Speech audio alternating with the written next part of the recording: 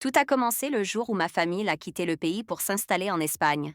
Nous étions pleins d'espoir, mais la réalité a vite été plus dure que prévu. Mon oncle, qui vivait déjà là-bas, enchaînait les petits boulots. Aujourd'hui maçon, demain serveur, après-demain manutentionnaire. C'était un homme simple, fatigué par la vie, mais toujours souriant, toujours prêt à dire « Ne vous inquiétez pas, tout ira bien ». Quelques années plus tard, je suis partie en France pour poursuivre mes études.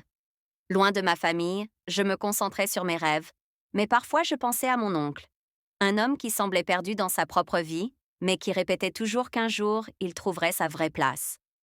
Quand je suis finalement revenue au pays, j'ai eu un choc. Cet homme que j'avais laissé simple et discret, je le retrouvais transformé. Il était devenu pasteur, il avait son église, ses fidèles, son costume impeccable. On le respectait, on l'applaudissait, on lui demandait conseil. Je n'en revenais pas. Au début, j'étais fière de lui. J'avais l'impression qu'il avait enfin trouvé sa voie. Mais peu à peu, j'ai remarqué des détails troublants.